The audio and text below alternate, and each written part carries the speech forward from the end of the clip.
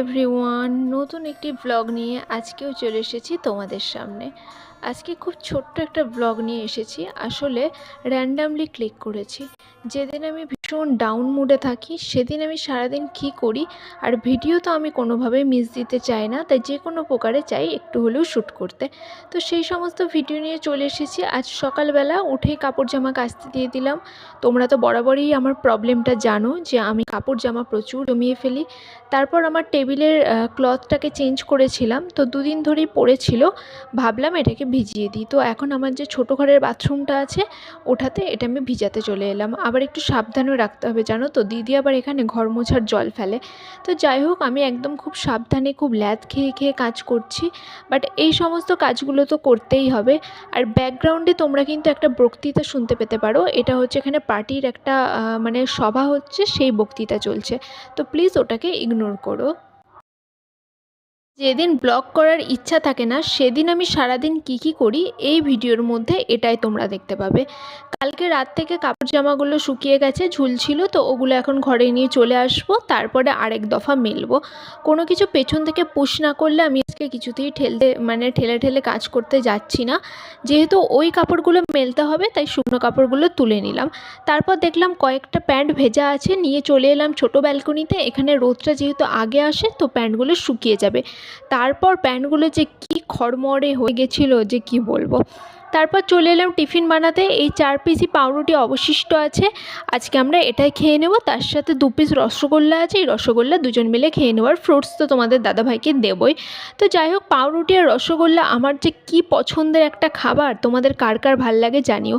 আর দেখো, এই আপেলটার গায়ে না পুরো একটা পাতা লেগে আছে, মানে কি সুন্দর লাগছে দেখতে, ওটাই তোমাদেরকে দেখাচ্ছিলাম। আর লেবু জল দিয়ে দিয়েছি, তো এখানে এক্সট্রা লেবুটা রয়েছে। তো আমি খেতে বসে গেছি। এই যে পাউরুটি আর রসগোল্লা, এটা আমার মোস্ট ফেভারিট খাবার। তাই বলে রাস্তাঘাটে নয়, এটা কিন্তু বাড়িতে। রাস্তাঘাটে পাউরুটি আর রসগোল্লা আমার আবার একদমই ভালো লাগে না। তখন আমার মন যায় পুরি সবজি, পুরি ঘুগনি, এই সমস্ত কিছুর দিকে। লুচি ঘুগনি খেতে না আমার খুব ভালো লাগে। আজকে না হঠাৎ করে লুচি ঘুগনির কথা মনে পড়ছে। তারপর চলে এলাম বিছানা ঝাড়তে। বিছানাটা না ঝেড়ে নিলে মনটা শান্তি হয় না। মনের শান্তির জন্য কিছু কিছু কাজ করা লাগে, যেগুলো হয়তো কষ্ট হয় বাট মনটাকে শান্তি দিতে পারি। শরীরে কষ্ট থাকে বাট মনটাতে শান্তি থাকে। তাই এরকম একটা কাজ হচ্ছে আমার বিছানা ঝাড়া। আমি বিছানাটা পরিষ্কার করে নিতে চলে এসেছি। এখনও 3টে চাদর জমে আছে। ওই 3টে চাদর যতক্ষণ না কাচতে পারবো এই চাদরটা তুলবো না। কাপড় কাচার থেকেও চাদর কাচা যে কী ঝামেলা, তো সেটাই বুঝবো। তো অনেক দিন ধরেই সব খাবার দাবার শেষ হয়ে গেছিলো, বিশেষ করে ছাতুটা কালকে নিয়ে আসা হয়েছে। তো ছাতুটা এখন আমি ঢেলে নেবো। কালকে যে কৌটো ধুয়েছিলাম তোমাদের তো দেখালামই। তো আজকে আমার লুক দেখে বুঝতে পারছো যে আমি ব্লগ করার জন্য একেবারে রেডি ছিলাম না, কিন্তু কি করবো বলো, তোমাদেরকে তো ভালোবাসি। তোমাদেরকে ভালোবাসার জন্যে না বারবার ছুটে আসতে হয় আমাকে। তো এই যাই হোক, আমি ছাতুটা ঢেলে নিচ্ছি। ছাতু থাকলে না একটা খাবারের ব্যবস্থা হয়ে যায়, কিছু খায় আর না খায় ছাতু খেয়ে নেয়। তো পুরোটা আর চেপে চেপে ঢোকালাম না, নেওয়ার সময় অনেকটা ওয়েস্ট হতে পারে। আর একটা ছোট কৌটো নিয়ে আসবো, তারপর এটা ঢালবো, তাও একটু পড়েই গেল। এই সমস্ত জিনিস না টেবিলে পড়ে গেলে সত্যি খুব খারাপ লাগে। তো আমি ভালো করে এখন ঢেলে নিচ্ছি। আর মুড ভীষণই অফ হয়ে আছে, প্রচণ্ড গরম লাগছে। এই ভাদ্র মাসের ওয়েদারটা যা গরম থাকে না, মানুষকে পুরো একদম জ্বলিয়ে দেবে। তো এই ছোট কৌটোতে আমি ঢেলে নিলাম আরেকটু ছাতু। তো এই সব কিছু ঢেলে নিয়ে সুন্দরভাবে গুছিয়ে রাখতে পারলে, আর রান্নাটা পাশাপাশি আমি কষাচ্ছি আর পাশাপাশি এই সমস্ত কাজ করছি, তাহলেই অনেকটা কাজকর্ম মিটে যাবে। তো এই নিয়েই চলছে আমার আজকের কাজকর্ম। জানি ব্লগটা খুবই ছোট হবে, কিন্তু কি আর করা যাবে বলে, এক একদিন কিছু না দেওয়ার থেকে তো এইটা দেওয়া ভালো। কালকে তো আমি ব্লগ দিতেই পারলাম না।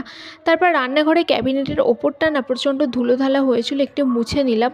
মাঝে মাঝে ভাবছি মাইক্রোওভেনটা এর ওপরে তুলে দিই, আবার ভাবছি মাইক্রোওভেনটা তো ভারী, যদি এটা ভেঙে যায়। তো এখন বিভিন্ন চিন্তাভাবনার মধ্যে আছি। মাইক্রোওভেনটা না ওইখানে তুলে দিলে আমার খুব সুবিধা হবে, পুরো স্ল্যাবটা আমি পেয়ে যাব, কাজকর্ম করতেও সুবিধা হবে, আর বাসন রাখার ঝুড়িটাও আমি রাখবো। তো আমি ভাবছি একবার ট্রাই করে দেখবো যে ওপরে পাওয়া যায় কিনা। পাওয়া গেলে তো খুবই ভালো হয়, তাহলে অনেক ঝামেলা মিটে যায়। কাজ করতে করতেই অর্ধেক বেলা চলে যায়। আর আজকে এত রোদ দিয়েছে, বাপরে, চারিদিকে খালি ঝকঝক করছে। আমি চিকেন বসিয়ে দিয়েছি, ফ্রিজে অল্প একটু চিকেন ছিল, এবেলা হয়ে যাবে, আর কিছুই করব না। কাপড় কাচতে দিয়েছি, অনেক কাপড় এখন কাচা হচ্ছে। আর রোদটা যা সুন্দর না, রোদ দেখে মনে হলো না কাপড়টা কাচতে দিয়ে দিই। কাপড় না কাচলে না একদম গা গিজগিজ করছে, সংসারের কাজগুলো যেগুলো করার দরকার সেগুলো যদি না করা হয় না, সত্যি বলছি একদমই ভালো লাগে না, মন মেজাজ ভালো লাগে না, কিচ্ছু ভালো লাগে না। সব কাজ গুটিয়ে গেছে, রান্নাটা করে নিলেই হয়ে যাবে, ভাত ফোটানো হয়ে গেছে, ব্রেকফাস্ট করা হয়ে গেছে, টুকটাক বাসনগুলো যেগুলো মাজার ছিল হয়ে গেছে, ছাতু ঢাললাম, তারপরে এদিকে যে কটা কাঁচের প্লেট ওই যে ওখানে রেখেছি এগুলো সব গামলা থেকে তুলে একে একে রাখলাম। এখন চিকেনটা কষাচ্ছি, তারপর স্যালাডটা কাটবো, দেন স্নান করে নেবো। আর ভালো লাগছে না, এত গরম, এই ভাদ্র মাসের গরমটা প্রত্যেকবারে এরকম। এদিকে তোমাদের দাদা ভাইয়ের জন্য স্যালাডটা রেডি করে দিয়েছি। আজকে স্যালাডের সাথে খাবে ছোলা, মানে চটপটি টাইপ। এই যে সবটা রেডি করে দিয়েছি, ও এখনও নেই, বাড়ি ফিরুক তারপর এটা খাওয়া দাওয়া করবে। তো সব মিলিয়ে আমার কাজ মোটামুটি হয়ে গেছে। আর এই যে এটাও শুকিয়ে গেছে, যেটা সকালবেলা ধুয়ে দিলাম, ঘরে তুলে নিয়ে চলে এসেছি। বেশি রোদে রাখলে আবার একদম গলে যদি যায় যা অবস্থা, ওই জন্য আমি রোদ থেকে তুলে নিয়ে চলে এলাম। আর দেখো কত কাপড় কেচেছি, দেখো সব কাপড় সুন্দর করে একদম ঝেড়ে ঝুড়ে মুছে দিয়েছি, সরি মুছে নয় মেলে দিয়েছি। তারপর কিছু কাপড় হচ্ছে আমি হাতে কেচেছি, তার মধ্যে এই নীল জামাটা, এই জামাটা আমি মেশিনে দিই না, ভালো ভালো জামা মেশিনে দিই না, বাট আজকে দেওয়া হয়ে গেছে। তো সব মিলিয়ে এখন একটু রেস্ট করতে যাব। তারপর সন্ধ্যাবেলা তোমাদের দাদাভাই একটু বাজার করে নিয়ে এসেছে, একটু বাজার আনা হয়েছে বাড়িতে, একটু গাজর, একটু ক্যাপসিকাম, আলু, পেঁয়াজ, রসুন, এই আর কি। তো চলো তাহলে এখন রাতের খাবার রেডি করব। আর রাতের খাবারেও তেমন আহামরি কিছু নেই, একটা ডিম ভাজলেই হয়ে যাবে। আর এখানে বিট ফিট সব কিছু নিয়ে এসেছে, এগুলো সবই স্যালাডে খাওয়ার জন্য। আসলে আমরা তো প্রত্যেক দিন স্যালাড খাই, তো এগুলো সবসময়ই রাখতে হয়। তো এই যে আলু পেঁয়াজ থেকে রসুনটাকে আমাকে আলাদা করতে হবে, তবে রসুনের দানাগুলো কিন্তু খুবই সুন্দর, একদম মোটা মোটা। তারপর আমি চলে এসেছি ডিম ভাজতে, আমি খাবো পেঁয়াজ দিয়ে ডিম ভাজা, তোমাদের দাদাভাই খাবে পোচ। এখন এটা আমারটাই হচ্ছে, চলো টাটা বাই।